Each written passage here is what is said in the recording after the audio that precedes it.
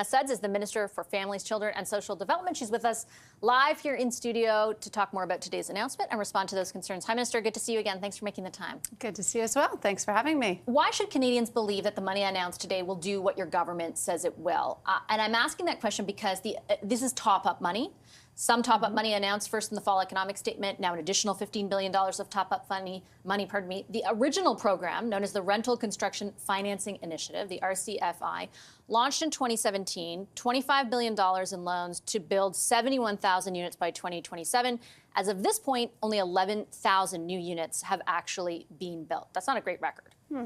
Well, I think what you've seen over the last number of months, as you mentioned, the top-up that was put in the fall economic statement and today's announcement of an additional $15 billion is a testament to the fact that not only do we need to make the math work, and not only do we need to see more rental housing built, but it's being well received. We've heard from builders across the country that this program is making the math work, and we're seeing new projects begin.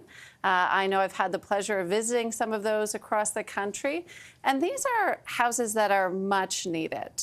When I talk to Canadians across the country, particularly young Canadians, millennials, Gen Z, who are struggling to find either affordable rents, or affordable homes. This program is specifically targeted to help address building more units faster, and we're seeing that translate. But that was what the original program in 2017 was intended to do as well. And when you talk about making the math work, if your government has only, with that program, been able to construct or initiate the construction of 11,000 units out of a planned 71,000 by 2027, why, again, should Canadians believe that even, despite this program being well received as you describe it, it will actually work, which is what they need for it to work? Well, I think they'll see that it actually works when they see shovels in the ground and they see new homes on the market, which is exactly what we're seeing. I think at the end of the day, what's important, regardless of what the number is the fact that new homes are being constructed. And every new home that is constructed means a new beginning for someone, a place to call home, a place to grow their aspirations, maybe grow their families.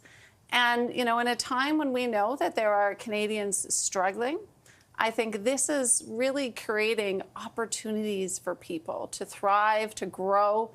We're seeing it across the country. This is about building homes, building communities, building places where people can thrive and grow. Is your government, though, just coming to the realization that that is necessary for you to focus on? Because with all due respect, the CMHC for 2 years almost has been saying that an additional 3.5 million new units are needed by 2030 in order to restore affordability. This is 30,000, maybe 130,000, if it all comes to fruition, which, again, your government's track record is not on your side for. Yeah, I think what you've seen, and you're continuing to see through the announcements for Budget 2024, is a focus specifically on fairness. And, as you're noting today, a trend on housing. In addition to the housing announcements that we've been making, we've announced more funding for early learning and childcare to grow the number of spaces for families. We've announced a new $1 billion investment in a national school food program. These are programs and investments that Canadians need, that Canadians are feeling the pinch right now in the current economic context. And whether it's housing, whether it's a national school food program, whether it's more childcare spaces at $10 a day, we're continuing to do the hard work to ensure that we're there for them. But respectfully, when you're, that didn't necessarily answer the question I posed, which was specific to housing. And I'm not taking away from the other announcements that you've made, but your government has been in power now for more than 8 years. There have been, house prices going up for a number of years. The CMHC has identified very clearly what the target is that your government, or that governments in general, I should say, need to try and achieve in order to restore affordability.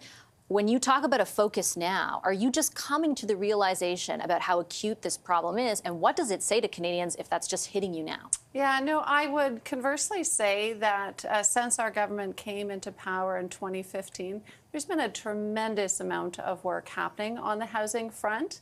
To what end for Canadians? I point to the earlier days of the National Housing Strategy, which was the beginning of this work that has been unfolded. I point to the Housing Accelerator Fund, which we've seen had tremendous uptake and impact across the country, with a top-up yesterday announced of $400 million to continue to see more homes built across the country. And I'd also point to today as well, not only with the $15 billion announcement for the apartment construction financing initiative, but also for Canada Builds. And I mention that, Vassy, because I think it's really important to point to the role that, of course, the federal government is playing here, the leadership role that we're playing in these investments, but also the provinces, the territories, municipalities, non-for-profits. We all need to do a full court press when it comes to addressing the housing challenges here.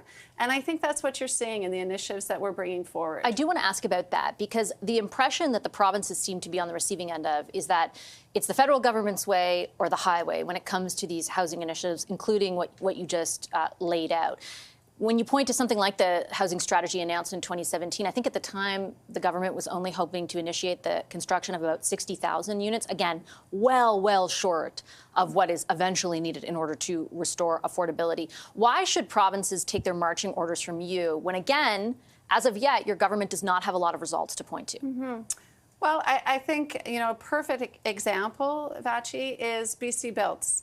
So BC Builds, BC came to us back earlier this year, and in February, we announced a $2 billion investment with them collaboratively to move forward in a way that we'll see more homes built quicker. But that's not what's happening here.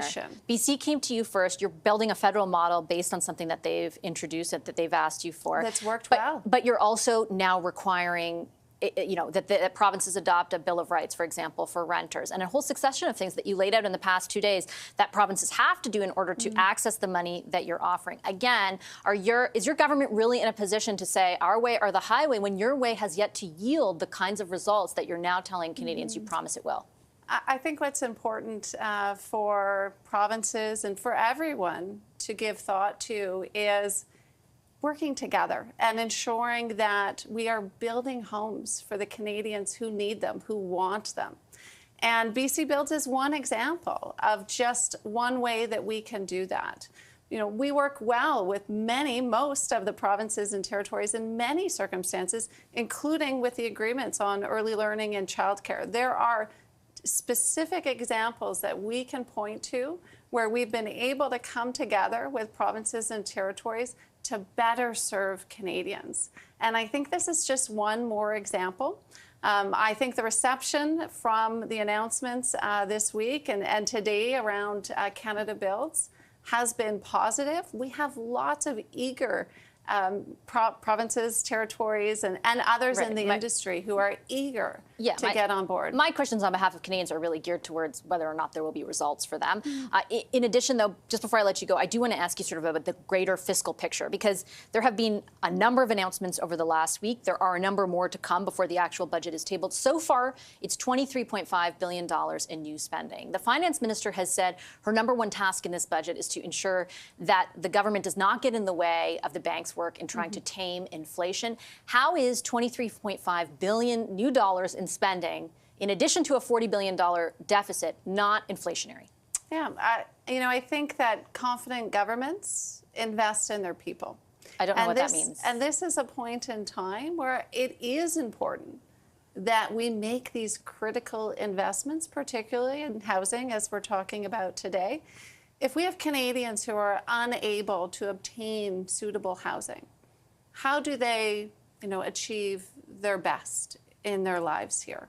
I think it's really important that we recognize the value that affordable, quality housing gives to individuals, gives to Canadians, so that they can go on and fulfill their aspirations. So these are important investments that, as a government, I believe are very smart economic policy, social policy, that is incumbent on us to have the confidence that these are the right investments to make that Canadians need us to make to help them. So how do you know from an economic perspective that that confidence will not create more inflationary pressures that will ultimately make life harder for Canadians? I fully trust the team that has been moving forward in developing this budget. Our finance minister, her team has been hard at work doing this analysis and ensuring that we are making smart investments, and I trust that they are. Will it require additional revenue levers?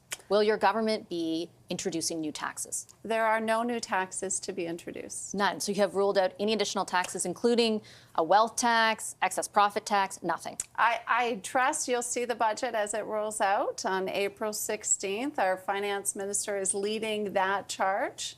But again, I trust that as it comes forward, Canadians will see that this is a budget that reflects their needs and reflects our ambition as a country and as a government to support Canadians. And I take your point on that. With all due respect, Minister, you said two different things in those answers. You first said that there would not be taxes, and when I asked you to clarify, you didn't say that there would not be new taxes. Which is it? And I appreciate that you say it's going to come in the budget, but your government no longer seems to care about budget secrecy. You've announced, already 7 different measures that it will be in the budget. So why does there need to be any secrecy around taxes? I don't think there's anything to be said about secrecy, Vassy. I think what you're seeing leading up to the budget is us sharing some of those thoughts, some of those investments as we get closer to budget day. Of course, there'll be more to come come April 16th, and I trust that we'll be able to have that conversation again So then. can I ask you to be clear, will there be new taxes? As I said, we'll see the budget as it comes out on April 16th. So no clear answer at this point on whether or not, I can't say for sure that there won't, to Canadians watching tonight, there won't be any new taxes. To Canadians watching today, they can be assured that their government is making investments that are needed to ensure that Canadians across the country are supported, and particularly as we've talked about today with the housing programs. Minister, I'll leave it on that note. I appreciate you taking the time tonight. Thank you.